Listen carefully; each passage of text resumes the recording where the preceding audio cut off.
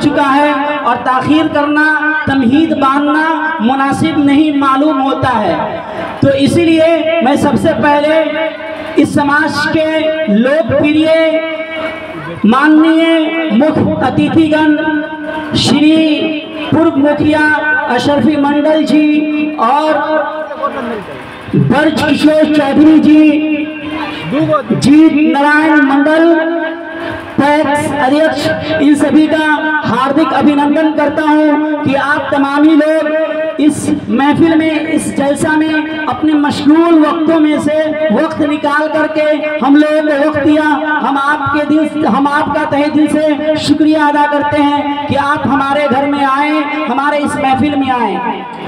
चूँकि ताखीर करना मुनासिब नहीं लगता है और हमारे बहुत सारे बच्चों का प्रोग्राम है जो आपको देखना है, सराहना है, उनको तारीफ करनी है।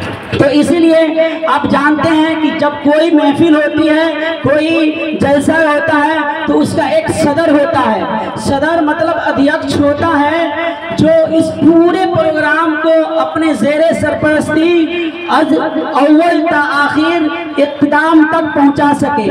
तो इसके लिए जो सबसे मुनासिब, सबसे अच्छे जो मालूम होते हैं वो हमारे नज़दीक बल्कि हमारे पास मौजूद हैं। वो नमूना है सलफ और फरिश्ता सिफत इंसान हज़रत मौलाना सैयद अबुल खैर जिब्रील साहब तशरीफ ला चुके हैं और हज़रत मौलाना सैयद अबुल खैर जिब्रील साहब सोफा पर जलवा अफरोज है। और ये महफिल चूँकि सदारत थी और इस महफिल को ज़ेरे सरपरस्ती भी चलना है।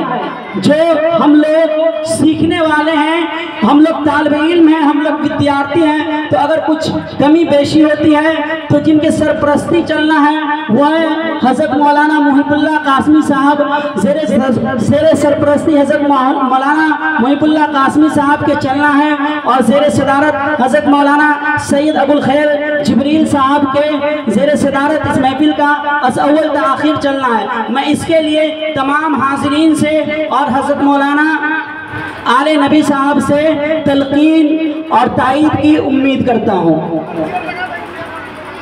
मैं तायीद करता हूँ। माशाअल्लाह, शुक्रिया। अब इसके बाद आप जानते हैं कि इस दुनिया के अंदर जो अजीमुल मर्तबत शख्सियत है अल्लाह के बाद वो हज़रत मोहम्मद सल्लल्लाहु अलैहि वसल्लम है। तो हज़रत मोहम्मद सल्लल्लाहु अलैहि वसल्लम की ज़ात अक़दस में नसराना अक़ीदत पेश करने के लिए बहुत ही दूर दराज से आए हुए एक मेहमान हज़रत शायर इस्लाम नेमतुल्लाह दिलकश कासमी साहब से मैं गुजारिश करता हूँ कि वो आप आएँ और इस महफिल का नात से बाकायदा तौर पर आगाज़ करते हुए आगे बढ़ाएं। नेमतुल्लाह दिलकश कासमी साहब।